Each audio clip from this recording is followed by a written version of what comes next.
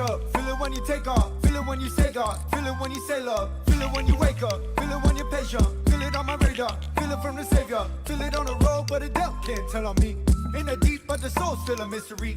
Science see that we're more than a human being. Spirit with divinity, and know that's how it really be. God's sun shines when the day grows dark in the world over fantasize. Every single part, now I'm speaking like a Malachi, trying to do my part.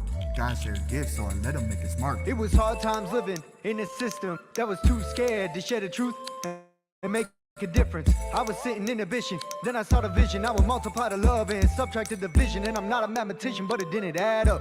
Praising politicians when they try to mask us. They say about the science, but they fake the data. They say they're gonna save us, but you don't have to be a rocket scientist to connect the dots here and see where this is going. They are going to intrude in families. It's going to get much worse. It has already started. Unless and until people put their foot down, it's going to get really, really ugly. When you first research this issue, the only things that come up are affirm your child. This is a really significant issue that your child has now fallen into.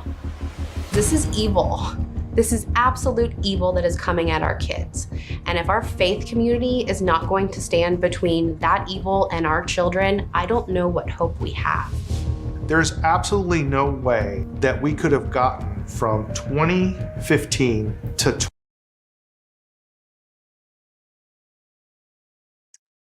All right, everybody, welcome to America's Mom. We have a really important show today for you. The parents all across this country are already feeling very conflicted about sending their children back to the public school system, back to the public school setting. We are watching the very beginnings of a new documentary that's going to be coming out very soon. Erin Lee is going to be joining us in a moment. She's featured in this film talking, as you just heard, about if the church does not stand up, if those of us who have been charged with protecting the least among us, the most vulnerable, our children, then we are doomed. This absolutely is our responsibility. We absolutely have the obligation and the duty to stand up for children. And if we are not the ones who are going to do it, if we're going to passively stand by and allow people to do what they want to do, live how they want to live, love is love mantra, then we are certainly going to get what we deserve. I want to ask everybody right now to hit the share button, push this show out today. It is going to be a gem that you got to really take it in. You want to share it out to anybody who's been on the fence about whether or not the trans ideology really is a war on children. You're going to want to share this out. I want to thank you all for being with us on America's Mom. Remember, we're here every day, 2 p.m. Central Time for you, 30 minutes, fast and furious, lots of topics, lots of things going on. But we're going to focus for just a moment today. It's Friday, and so we're going to spend a little bit more time on this one subject today. Erin Lee is going to be joining us in just a few moments. But across the country, as we've mentioned already, you guys are fighting a good fight. We've watched Sonia Shaw out of Chino County, the president of the school board there, fighting literally against the attorney general now of the state of California. Sonia is going to be joining us next week to talk about what's happened since the last time she was on America's Mom. She was a mom who just wanted to do right by her own children. She didn't like the direction that Gavin Newsom and the State Board of Education for the state of California, the direction they were taking their district in. She made the critical mistake of declaring, and promoting that parents get the last say over their own children, that they deserve to know what's going on with their own children in the public school system. And here's the thing about this. This was not controversial in 2019. It wasn't even controversial in January of 2020.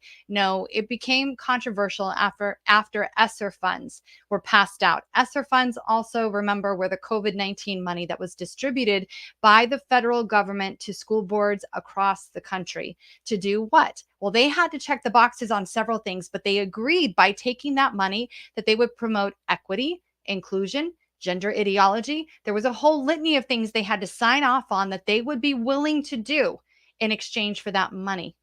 They sold your children. Every school board that took that money and has not figured out how to get out of that commitment, they sold your child.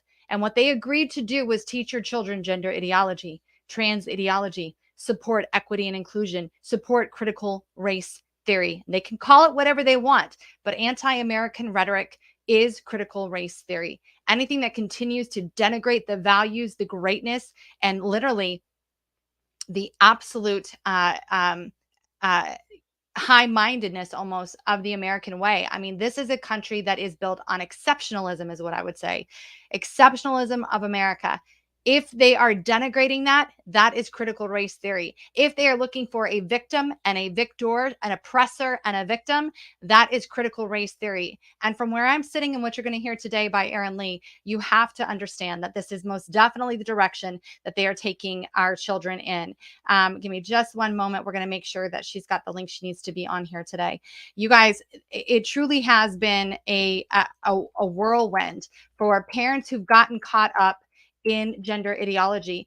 And we talked last night on our Patriot Call. Even every Thursday evening, we have our Patriot Call live streamed on on Facebook, and then sent out to all of our patriots across the country. Is that they're literally after your children, not just in the public school system, in our libraries. So we have lots of homeschooling parents who send their children to the libraries. They do STEMs there. They do all kinds of alternative little, classes or get-togethers there in the libraries. But the American Library Association has also been actively coming after your kids. And so it just needs to be understood. This is a narrative that's not going away. No matter what they're telling you in your school, they paid with your child, okay, to get this information put into the schools. They wanted the money more than they wanted the innocence of your child. That's where we're at right now. So as we give me just one moment, we're going to make sure we've got our guest in here. Just 1 second. I think that it's really critical while we're waiting for Erin to join us right now.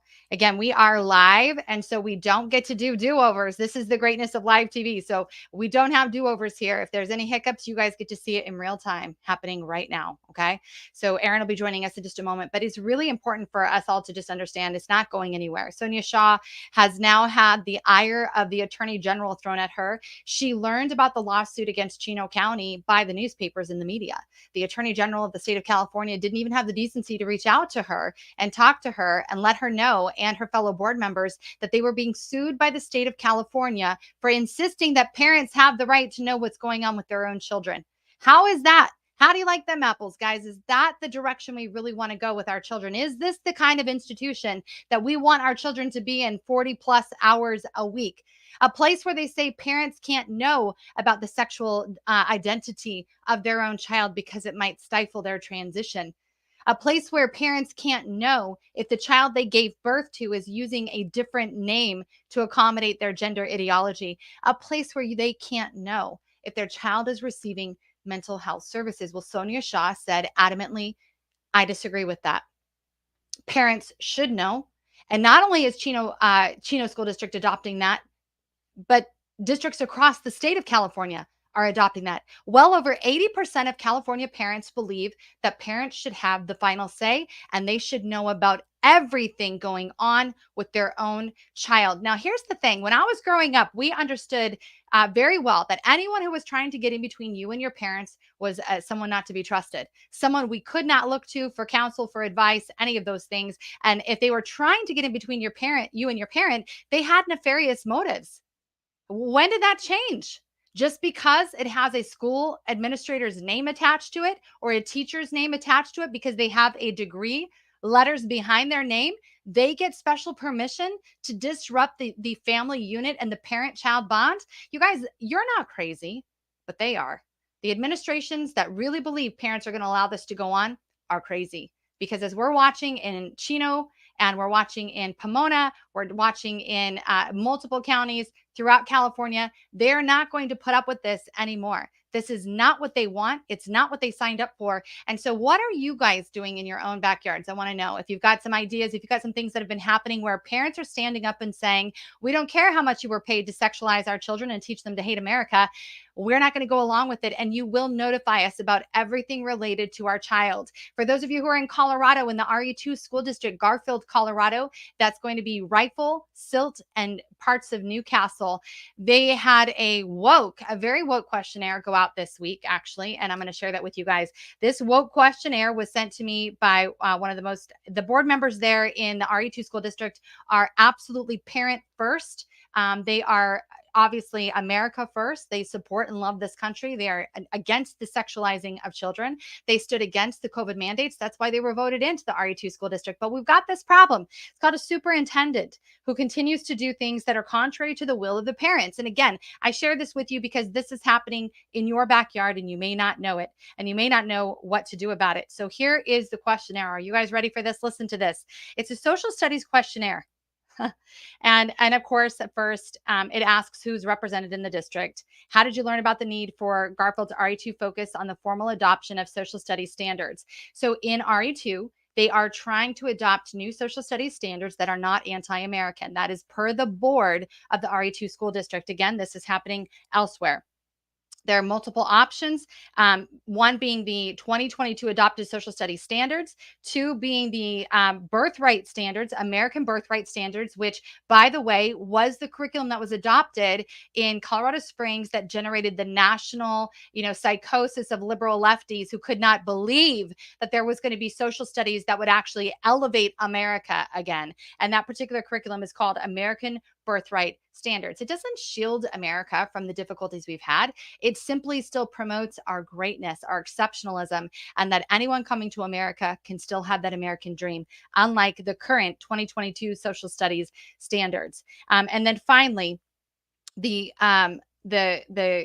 questionnaire that was sent out to everyone via text or email in RE2 asked for what information would you like for Garfield RE2 to consider moving forward. Well, again, this was sent out by the school administrators, not the school board, and they find it to be very undermining to the efforts of the school board. Your school board is who determines the curriculum for the school district. And when you have superintendents like this particular one there, who's been nothing but a headache through COVID, who took the ESSER funds, who lied to the public over and over and over, and also created a list that she provided for the National Education Association to turn over to the FBI of parents who were concerned about what was happening to their children. I mean, you got to remember, this is a time when 5-year-olds were blocked by police in Rifle, Colorado, from entering into their schools because they weren't wearing a mask.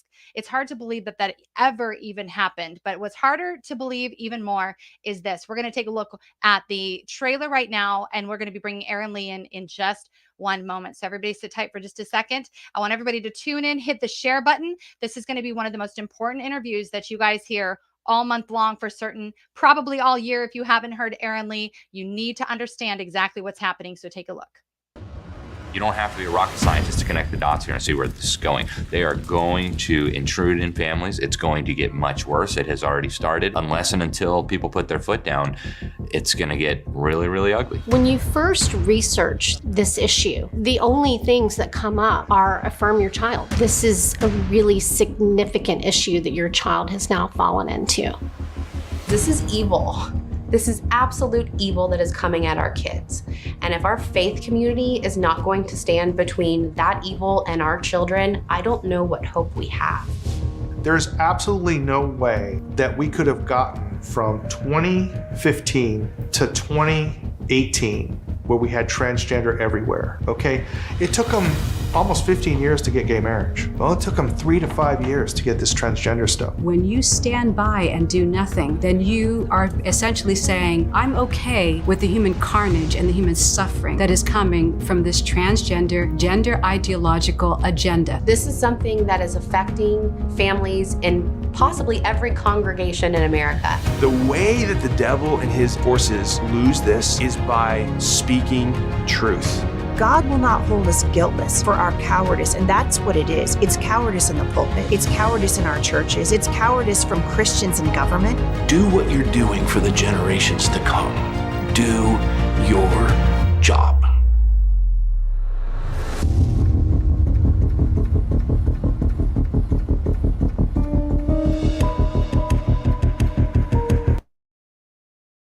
Wow, that it looks incredible. Erin Lee is joining us now. She's featured in this new documentary coming out called Dysphoria. Erin, thank you so much for being with us. Just for people who don't know you yet, give us just a brief background on you and how you came to be in this fight. Yeah, so I was just a mom in Colorado, sending my kids off to public school, trusting that they were being taken care of. And May of 2021, my daughter was invited to an art club that turned out to be gender and sexuality awareness. And they had an outside person from the community who's a total predator come in and talk to the kids about puberty blockers, polyamory, suicide, telling them that trans is when you're not completely comfortable in your biological sex, and queer is a term while you're still figuring out your sexuality, or if you just like the word queer. And they handed out toys, invited my daughter to connect privately without my knowledge, told them they didn't have to tell parents. And we're just really lucky that my daughter came home that day and told us what happened. We're good parents. We could tell something was off when she came home, that it wasn't an art club. And so we've been fighting back ever since. We've been fighting back against the school district. We've filed a federal lawsuit now here in the state of Colorado. We're working on several documentary film projects, and God has just called us to use our story for good and shout it from the rooftops so that other parents know what's happening and can protect their kids like we couldn't. You know, one of the side stories to what happened with you was that there were other young girls that had attended that exact same after school program, and their parents didn't find out for a very long time what had happened to them. And so only just recently did one of the fathers make the connection that his daughter, who had been very suicidal for well over a year, almost 2 years, finally made those connections. So when people say, well, you found out, and so why are you making such a big fuss? Why are you making such a big fuss, Erin? Yeah, I've pulled my kids out of traditional public school. I don't have any skin in the game, but since I went forward, those 4 other families just in that art club alone came forward to us and had no idea that their daughters had been attending those meetings with this predacious art teacher. And that little girl that you referenced, they actually joined our lawsuit and are, along with America First Policy Institute, suing the district. But their daughter had the same timeline as ours.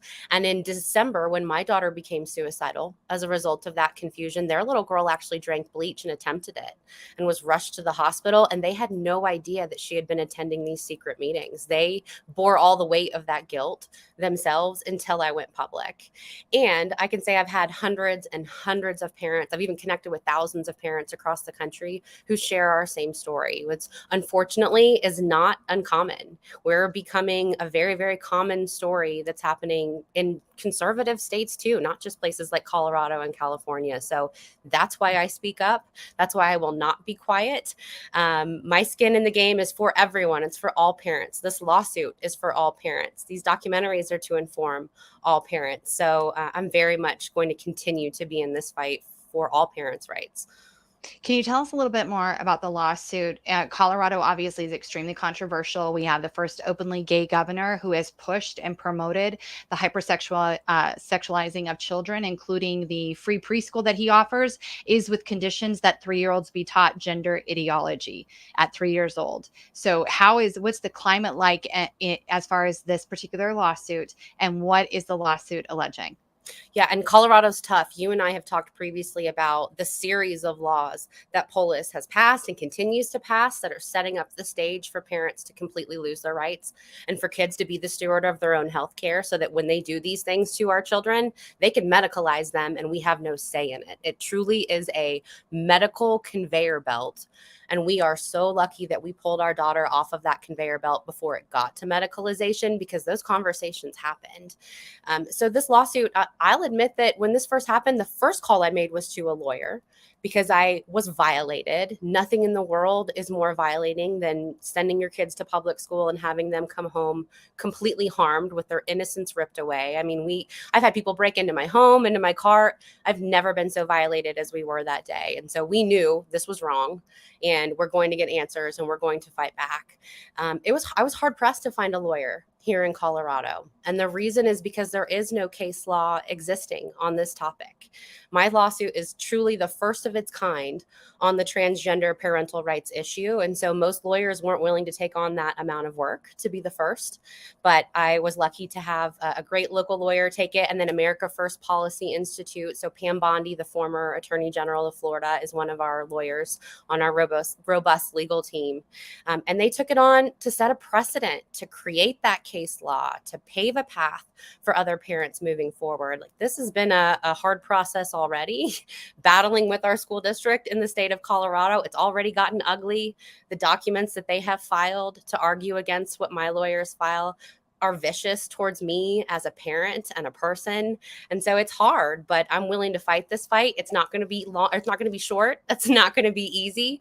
But my hope is that it will create case law and set precedent so that other parents know you can follow this path too. Follow what I've done and fight back with lawfare, because exposure alone is not going to stop the problem. We've got to hit them in the wallet, and we've got to hit them with lawfare. So that's the hope.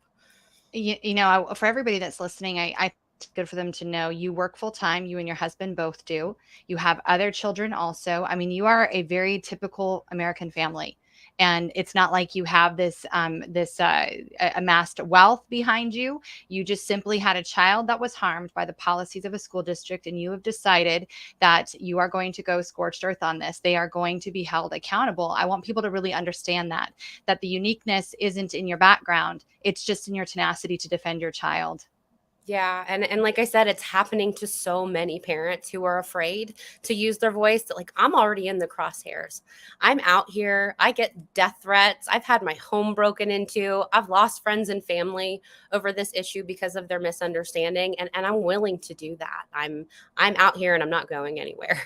But I truly am just a regular mom where, like you said, I work full time. My husband calls it my make my money job and my take my money job, or to make the money to support my lawsuit and to put my children in private school and to travel to give speeches around the country. Like, I pay for that, and I'm willing to do it because someone has to. Well, I wanted to have you on. We have a really generous audience, and I really do want people to know how they can find you and support you. The fact that this film is coming out is going to be incredible. You also have another documentary that you've been working on with Colorado Senator Kevin Lundberg. And can you tell us a little bit about that, and then where people can go to help you and fund you? Because, not like you said, not everybody's willing to be the mouthpiece and be punched in the face a million times and have all this incredible upset. So when someone does it and they get out there and they lead the way, are here to support you. So tell us about that documentary too. I appreciate that. Yeah. So my website is just stopgenderideology.com. And that's on there. You'll find videos of me telling our testimony of what's happened. And I encourage people to share that everywhere. I say all the time that, the most powerful thing anyone can do for us is just share our story, because most parents aren't aware of what's happening. There's a lot of willful ignorance. Parents just don't know what they don't know. We're busy, we're working, we're raising our families. And I think when people hear a story coming from a family like ours, who's truly just a normal family, it resonates. So please share our story from that website. But there's also a Give, Send, Go there, where you can contribute towards the documentary film, but also our lawsuit. And so that film, it's just Kevin and myself. It's a very grassroots project, but it's a beautiful look at our family and again, how we're just a normal family. And if it can happen to us, it can happen to anyone. But we've got Quentin Van Meter, the president of the American College of Pediatricians, Mike Ferris, founder of Alliance Defending Freedom. We've got Dave Barton from Wall Builders, Jennifer Bowens, who's Family Research Council, January Smith Littlejohn, who's a mom like myself, who this happened to in Tallahassee, Florida, who's also suing, Alex Newman, the journalist that broke our story, who's an absolute genius. So it's a really, really well done film, and we hope to have it out by the end of the year. And again, you can contribute at stopgenderideology.com. Erin, thank you so much. Thank you for being here and for not quitting, not giving up. It gets really, really brutal, and you've got to be able to dig your heels in like you've done. You're an incredible example for other mothers, for me. Thank you for everything that you've done. And thank God that you're the mother that they chose to mess with. That's right. Thank you for all your support since day one. Absolutely. Thank you for being with us.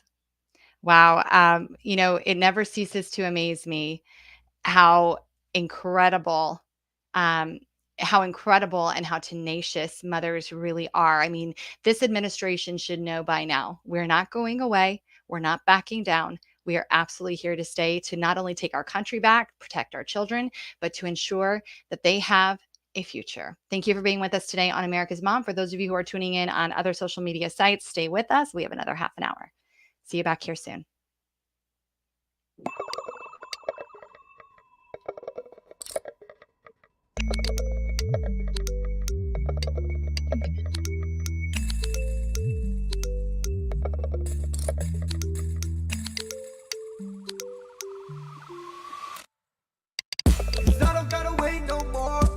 the things that they just can't tell you.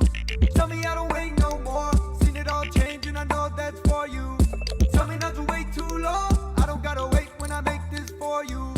Tell them not to wait too long. You don't gotta wait when you let fate guide you. Wake up, feel it when you take off. Feel it when you say God. Feel it when you say love. Feel it when you wake up. Feel it when you're patient. Feel it on my radar. Feel it from the Savior. Feel it on the road, but the devil can't tell on me. In the deep, but the soul's still a mystery. Science see that we're more than a human being. Spirit with divinity, another time really deep. God's sun shines when the day grows dark and the world over fantasize. Every single part now I'm speaking like a Malachi, trying to do my part. God shared gifts, so I let him make his mark. It was hard times living in a system that was too scared to share the truth and make a difference. I was sitting in ambition, then I saw the vision. I would multiply the love and subtract the division. And I'm not a mathematician, but it didn't add up. Praising politicians when they try to mask us. They say they're about the science, but they fake the data. They say they're gonna save us, but they really lab rat us. I don't really want to blindfold. See both sides or keep your eyes closed. Still accept the lies. Well, sorry, I Today on America's Mom, we have Nick St. John, Derek Evans, Seth Keschel, and Tina Peters.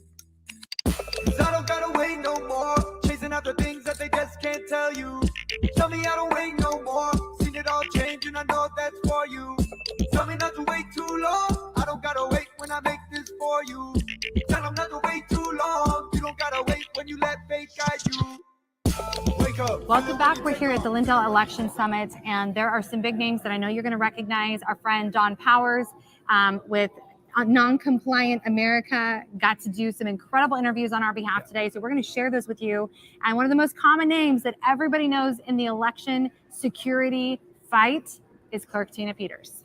Boy, I tell you, you want to talk about an American hero. This woman was set out to do the right thing. She did the right thing to try to protect her county and check in to make sure their elections were secure. And she has been through an absolute hell, frankly. And to talk with her and to see what an attitude she still has and the big smile, I don't know, I get really inspired by her. She's an amazing woman. Well, let's take a look at this conversation. She is definitely a woman of strength. You know, I mean, it's wonderful to see people like Laura Loomer and Lloyd Brunson and Ivan Raiklin and of course, my good friend Mike Lindell and Kurt Olson and all the wonderful people. But it's the actual unnamed faces that are here that are part of this great army that, you know, it takes all of us to do this. You know, Trump's not going to save us. Mike Lindell's not going to save us. I can't save anybody. All I can do is point people in the right direction to get involved, whether it's donating. You know, I mean, right now I've got a new legal team that are working really hard to fight these 7 felonies, 3 misdemeanors. I've already been found guilty by my last attorney, who we think was compromised, but I found guilty of 2 felonies of something I did not do. So, you know, there are legal bills that have to be paid, and patriots have been gracious to step up, support me, support others in the fight, but to actually get involved. Today, we're going to be talking about the solution. Right. So everybody is just kind of on pins and needles, just in anticipation of what's going to be revealed today, because, you know, the question that I get the most is, what can I do? What can I do? You know, and so that's what's going to be revealed today, what everyday people can do to help save this country.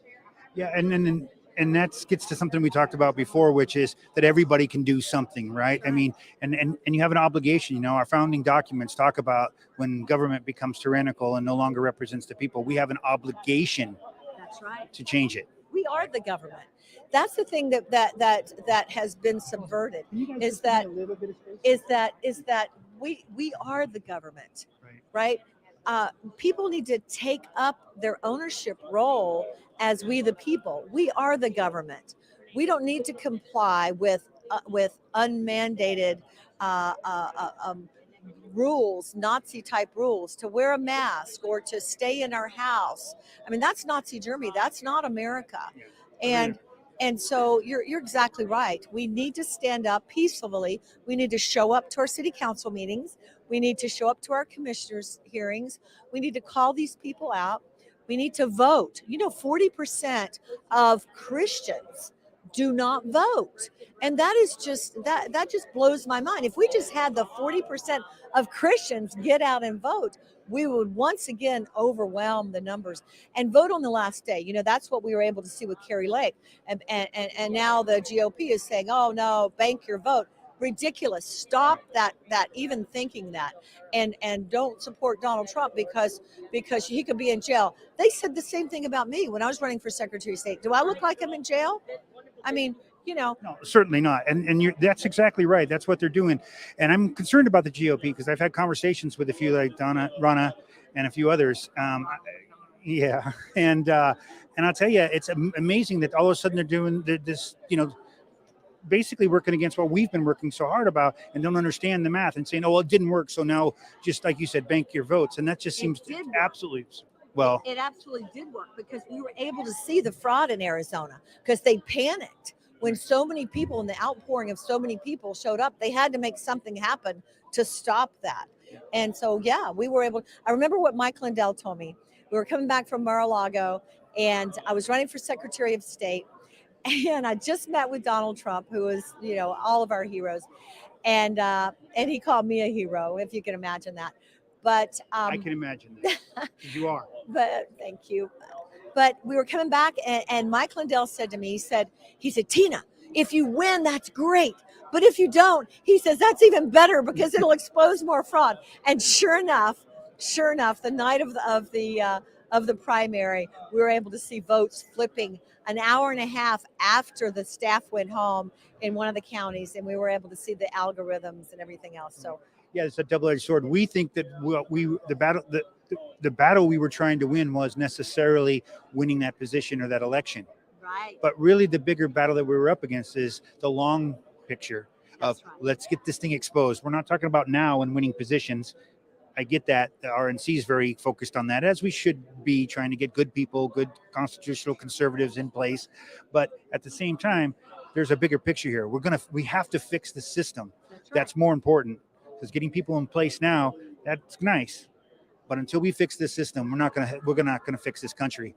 And we're running out of time because they're coming, like you mentioned earlier, they're coming fast and hard. They are. They know that their time is short. Well, the enemy of our souls know that the time is short, But yeah, I mean, you look at the border, you look at every single thing that's going on in our country, the fentanyl use, the influx of all these people, fighting age men coming in. These aren't the little children and all this. There are children coming across to be trafficked. All of these things that are happening stem from the selections. Right. And when you look at, it's not Democrat and Republican. People have got to stop fighting with each other. The Democrats have to stop fighting with the Republicans, and the Republicans have to stop. That's what they want you to do. And the Republicans have to stop fighting with the Republicans. Yeah. There's a little bit of, but I don't know that we don't have Republicans. I start to wonder. It's like you said, it's not a blue or red issue here. This is an American integrity issue. It's about our country, about our Constitution, That's right. about our freedom and the foundation by which it's built on. So what we have to do as citizens, we all have that obligation to stand up and do something. And everybody, as we were saying, can do something. You need to pick up the mantle in your community and do something about it. Right? Well, there's a reason that every single person on this earth was born during this time. And you have to go and you have to find out what your purpose is, what your God-given purpose is. And I've said this before, though. In 2016, when I went through cancer, I had lung cancer. I was a flight attendant on the airplanes when they were a tube of smoke. That's I'm showing my age now. But, I realized then, I said, okay, God, if this is it, I'm okay with that. I said, but my prayer. And I said, don't let me leave this earth until I've accomplished everything that I'm supposed to do. And right then, at that split second, I knew I was going to live and not die. I mean, it was just like something shifted in the atmosphere. Wow. And I knew in that second of time. And so that's what people need to understand is you can't be you can't be a me and Mike Lindell and all these other wonderful people. That's why I go and when somebody comes up to me, they may not have nobody knows who they are, but they're doing something. Right. And those are the real heroes in my book, are the people that are actually out there, you can tell a lot about people by if they're swayed by money, power, or position. That's the true test of character. Character is what you do when no one's looking. Amen to that. I talk about this concept of dross. Dross, when they heat up silver and the impurities rise up and they scrape the impurities off, right? And depending on how pure you want that silver to be, and I think God does that to us, right? They heats us up sometimes. All the impurities in some of us come out and cleaned That's off. right. And it's really easy to look at somebody and think, wow, what a good, nice person they are. But when things heat up, when things get difficult, then those impurities rise up and you really see what's in their heart and what's in their soul. That's so right. We all fall short of the glory to God. So I'm not going to certainly We're by working any, on our salvation daily. but at least we know it. That's right. Okay. Well, and you don't know how much courage you have. People have asked me, how do you go through losing a 27-year-old Navy SEAL son? How do you go through cancer? How do you go through all the things that they've done to you, the false accusations, being thrown in jail, being handcuffed, your name being smeared, across the whole United States? And I say, you don't know how much courage you have until that's the only choice you have. So you can either get in a fetal position and get underneath the sheets and wait for it to pass, or you can get out and you can fight and be part of the fight that takes our country back. And that's what I choose to do. And I think the people here and the people out there, they're fight. listening. No Yes. question. So take that from everybody, from one of the great fighters that we have here, Tina Peters. So you can see what I mean about Tina, right? She is a beautiful woman, both on the inside and her heart, and how much she loves our country and what she's made for our country. Again, a true American hero. It's really awesome. And I mean, Captain Seth Keshel, you got to sit and talk with him. Again, I'm jealous. Don, you're getting all these great, it was so fabulous. I'm really excited to hear this conversation. Captain Keshel has brought so much to the conversation of elections, really inspired people to be interested and be curious about what's actually going on in their backyard. What did you think? What did you think of having this conversation with him? Yeah. Well, first of all, I really look up to Seth because he's an extremely intelligent guy. What makes this thing so great is so many great minds coming together, and they all have a little bit different approach to it, which all align to one another. So Seth's approach is fantastic. Like when he talked about how he predicted every county in the country before the 2016 election with 100% accuracy, it's phenomenal. What a mind. Wow, that's not supposed to be possible. Let's take a look at this. Well, it's a little bit weird, and I mean that in a good way. You got the opportunity, if you're one of these so-called influencers that has a big following and everybody's coming up to you and talking to you like that, it's humbling. You can make it about yourself or you can make it about the people, because if we don't have the folks from every state doing the groundwork and doing the hard work and taking all the shots locally and getting all the ugly emails and responses and taking the heat from the local press, then we don't have a movement anyway. So this is more of an event that should be about them than it is about the bigger names in the movement. So there's a lot of people here who have done a ton of great work. We've heard about their efforts. You got the New York Citizens Audit. I called them out specifically yesterday. Audit the Vote PA is fantastic, and that's not to cut anybody else short. I met some guys from Michigan the other day, and they've done an amazing job in making a county by county report card for 83 counties. So we've got a lot of people here who are doing fantastic work, and they're the ones that are laying the groundwork for future success in elections. And good and well being from Oregon, that there's a lot of work to do in the Northwest. Oh my goodness, yeah, we are definitely in the bowels of it out there, as you know. And by the way, again, thank you for all the time you spent coming out and talking with us and meeting with our groups out in Oregon, because we do appreciate you. And it's been very. What's great about for me, and I think for a lot of people here, is that we're coming away with information that gives them a defensible position when they go out and talk to their friends or their neighbors and so forth, their family, about what's going on and what's happening. We need that information. We have to find a way to compete. All the mainstream media is stacked against us. It's easy for airports and bars and lounges to put on the mainstream media and that narrative. And the mainstream media is not limited to left-wing mainstream media. You've got the Fox News media as well, which carries the water for the Republican political establishment. Even in blue states where you think that the Republican Party would have a fighting spirit, they have a political establishment too. And you saw it in action in the last governor's race in Oregon. Christine Drazan had more votes than any Democrat who wins the state by 10 points, yet lost the state, with a third-party candidate taking up a lot of votes too. So they're finding a way with the motor voter that they passed in 2016, to activate new registrations and assign mail-in ballots to them and harvest them over a long period of time. And what do you know? Portland carries the day again.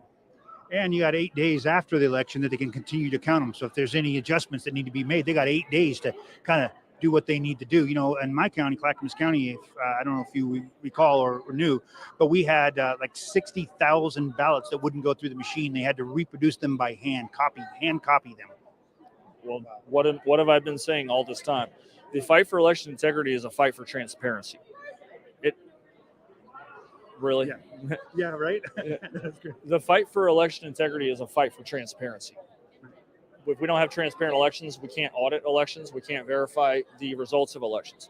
And in a country in healthier, saner times, you would have two wings of the political spectrum that wanted to make sure elections were trustworthy and believable. If your elections aren't trustworthy and believable, even if you win the election, how are you going to govern? Right. That's a major problem that we have. So until we get trustworthy and transparent elections, we're going to continue to have summits like this. We're going to continue to have problems where now, according to Rasmussen, 5 out of 8 Americans believe the 2020 election was tainted with fraud. That's not good. That's significant. Right. So we need to have elections even if our guy loses where it's valid and everyone believes it. And this isn't bad sportsmanship. I didn't act like this in 2012 and Mitt Romney didn't win. Why? Because the results appeared to be believable. Now, we now know that voter rolls have been tainted and corrupt for decades on end. See that in the Rust Belt. Pennsylvania is a very good example of that. So until we get transparency in elections, we're going to continue to have this issue. You know, I thought Mike made a really good point today, and I think I've made a similar point over the last couple of years. Is to say, people say, you know, why hasn't this all been taken down? Why haven't elections been turned over and all this? And I say, it seems to me that what's more important really is that we get this fixed. It's not about necessarily more conservatives that got into office today than yesterday. It's about, as an American integrity issue, right? It's not a blue or red issue. It's about our country and our integrity. How can we go into the world and try to have some moral footing to stand on when we can't even get our own elections safe and secured? And what's even more important, even if you want to take the fraud issue out of the discussion, over 50% of the population thinks that there's fraud and corruption in our elections. That's not a healthy position. Our elections are a horrific joke. They go on for days and days and days, even after the election, after a week after the election.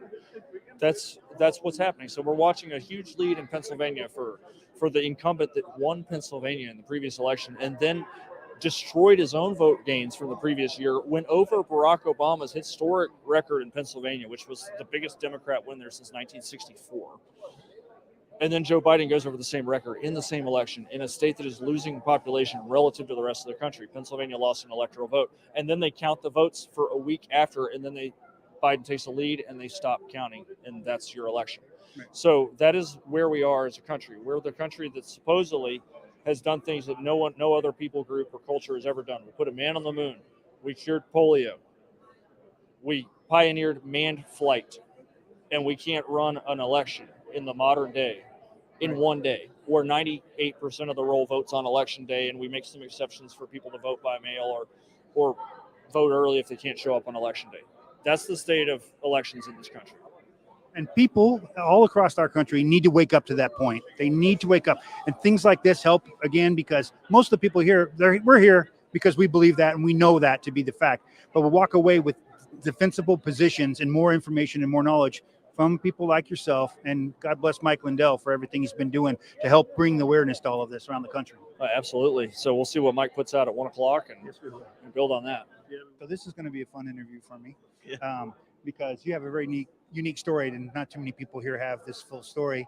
I don't want to give much of it away and let you kind of tell it, but I mean, don't be afraid to get into it a little bit. Yeah, okay. So in 2020, I was elected to the West Virginia State House. I was the first Republican to win my district in 98 years. I was so excited. Came home, as everyone else, saw the election being stolen from President Trump and the American people. So I went to the Capitol on January 6th. I was peaceful, nonviolent, non-destructive. Everything's all on video. I live stream it, so it's on the top of all my social media feeds. And what I'm getting ready to tell you, you can watch for yourself. I walked through an open set of doors. I thanked a police officer for his service. The same police officer gave me a fist bump, inviting me into the building. I'm heard on video reminding people to be peaceful. Don't touch anything. These are artifacts. Spent less than 10 minutes inside the public rotunda area. Thanked the police officer again and walked out the same set of doors I entered And then I found myself in the crosshairs, the same weaponized deep state that's going after President Trump. They came to my house. They ripped me away from my wife and my 4 young children, held me hostage as a January 6th political prisoner. Long story short, I was facing 24 years in prison for walking through an open set of doors and exercising my natural God-given rights of free speech. I know a few people that have the very, similar story. And, what we have there is weaponization of the government. And, who do you think's responsible for what happened? On January 6th? Yeah. Oh, I mean, that's Nancy Pelosi and the Capitol Police people there. I mean, that's well documented at this point, And then at the same time, though, I'm going to have to push back a little bit on some of our elected Republicans and our conservative media who never gave us a voice during all of this. For 2 years, we had the left and the just calling us insurrectionists and domestic terrorists, and we never had an opportunity to share our stories and get the truth out there. You're starting to see the script around January 6th starting to change a little bit because we're finally starting to get some coverage. And even though Tucker got fired, we know Tucker Carlson got fired for mainly covering January 6th. But that is, now we're getting those narratives out there. And part of that also is people such as myself. I've already served my prison time. I'm home now and I'm able to speak out. We were silenced for 2 years. So people are just now starting to hear our side of the story. There's a name for this kind of behavior by a government, isn't there? Yeah, I would say this is communism at every level, tyranny. And what my message to the American people, though, so I did 3 months in federal prison. I did 8 days of solitary confinement because I refused the COVID vaccine while they were holding me hostage. They threw me in the hole in solitary confinement. But my message to the American people is, look, they are trying to use myself and all the other January 6th political prisoners into using us as examples to scare you and the American people into accepting tyranny. Right. I refuse to do that. I wake up every single day, and I want the American people to know I'm just a regular country boy from southern West Virginia. I took one on the chin from this corrupt government. I got up, dusted my britches off. I said, I'm still standing. I'm still fighting to save this country. If I can do that, then anybody in this country can do that. And I would encourage you to continue exercising your natural God-given rights of free speech. So there's a perfect example for you about why we call our program Non-Compliant America. Non-Compliant America right here. That's exactly right. Appreciate you, man. Appreciate you know what we need to do? Remind everybody where they can find you and support you here out in West Virginia. Yeah. So you can find me at evansfordwv.com. I wanted to make an announcement too. On January 6th of this year, thought it was a perfect day to do it. I announced that not only am I going to run for re-election from my old House seat in the state of West Virginia, I'm now running for U.S. Congress because I'm going to take this battle to their front door the same way they brought it to mine. We have so many rhinos right now across this country who don't have the courage to step up and do something. The American people need to know that we are right now in a battle for the future of this country. Weak politicians, this is not a time for weak politicians. This is a time for patriots to step up and start running for office. Let's take this country back. And if you're out there and you've got a rhino representing you and they're not doing what you want them to do, step up and run for office yourself. This is a time for patriots to step up and save this country. And that's what we're going to do. Amen. And we're here for you too. Yes, sir. God bless you, man. Thank you guys for having me. You too, brother. Appreciate you. Thank you. And we got another one of our great patriots here. We can talk about why you're here a little bit and what you're hoping to get out of it, and of course about your organization and what you guys are doing. Well, the big thing is that, when I came, of course, I'm here for the plan. And I was hoping to really talk to Mike Lindell. I have 3 areas of things that after listening yesterday to 50 states, none of them covered any of these 3 areas. So I think they're very valid areas. And so I'm working with people across the country on all 3 of these. And the primary one that I want to make sure everyone knows about is the use of the people's grand jury. Now, we've heard most of them right now have a negative concept of the grand jury because they've been used as weaponized against President Trump, right? But those are not the citizens' grand juries. We have the people's grand jury. Grand juries have been around since the 1500s when the nobles decided, let's form a group that can kind of buffer between the peasants who are upset with the king and the king who doesn't want to do what he should do right. So, it's been around. It's in our Constitution, in our Bill of Rights, and ruling in 1992, Scalia really reset the standards for what the grand jury, who oversees it, which is nobody, and yet it's been hijacked. So DAs and judges have hijacked it, keeping the people from the grand jury that's their grand jury. So I now have 2 cases into a grand jury in Washoe County. And when it runs its course, we could see the removal of 2 high-ranking public officials with removed from office, as well as end up perhaps even serving time for crimes. And so it puts the power back in the hands of the people. Everyone needs to know that everyone's frustrated, right? About, we know what the corruption is. How do we handle it? And we're getting stopped at every place in the courts because the courts are corrupt. The grand jury puts that power back in our hands.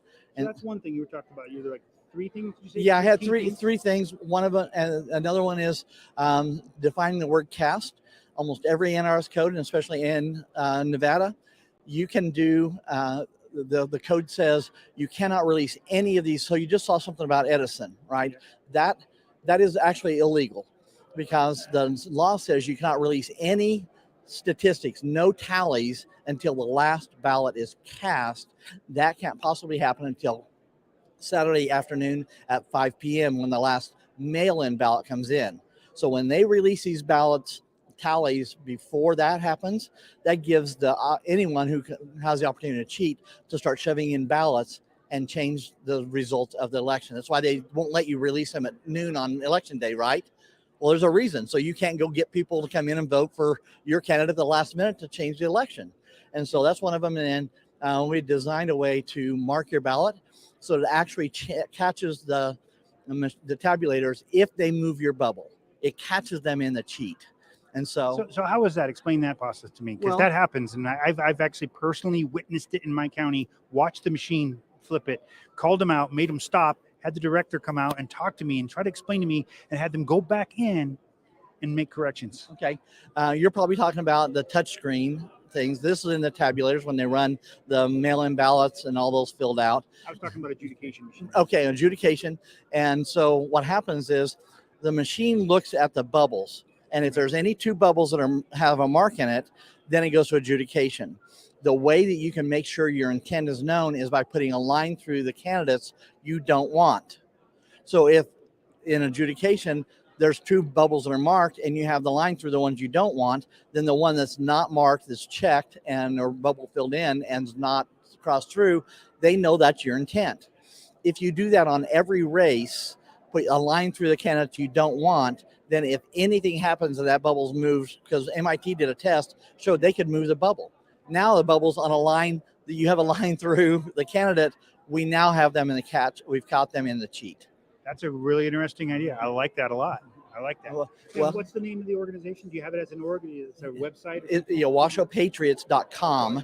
Yeah, and there's a ton of information. I've been fighting on illegal searches and seizures. We've been fighting against the county commissioners and the board of trustees and all that stuff. So we're very, very, very active, including Kansas into the sidewalk campaigns, taking our message after we've been censored everywhere else. We put them on yellow signs and go to the sidewalks and get our messages out. So here's an example of people, patriots, getting out, doing something, being active in their community, making something happen. There's things like this that you can be doing. Mm-hmm. You got to ask yourself, what can I do? What resources do I have? Get involved in your local community. Find groups like this that you can go out there and get some stuff done, get action done, have actionable items to start affecting change right inside of your community. Absolutely. Really appreciate that from you. Thanks for stopping. We're so grateful for the wonderful patriots who've chosen to take up this mantle and go out on our behalf and educate the American people. That's really been most of the battle, is to educate people who are distracted by everything else around them while our country is literally burning. I appreciate you so much, Don Powers with the Non-Compliant America. Thank you for being with me and sharing all these stories with us today on America's Mom. It's a pleasure to have you. It has been my absolute pleasure, and I thank you for the opportunity to do this. Thank you. Until next time, remember, all that is necessary for evil to prevail is for good men and women to do absolutely nothing. We're on a mission to take market shares away from the CCP. Join us at patriotswitch.com/mom to support American-made companies, American-made manufacturing, and America workers first. patriotswitch.com/mom. Who doesn't enjoy a great night of sleep or fabulous slippers for your toes? Go to mypillow.com, use code word MOM, and get the great American Patriot Mike Lindell's amazing pillows, slippers, and there's so much more. The sheets are incredible. Go to mypillow.com/mom today. It was hard times living in a system that was too scared to share the truth and make a difference. I was sitting in ambition, then I saw the vision. I would multiply the love and subtract the division. And I'm not a mathematician, but it didn't add up.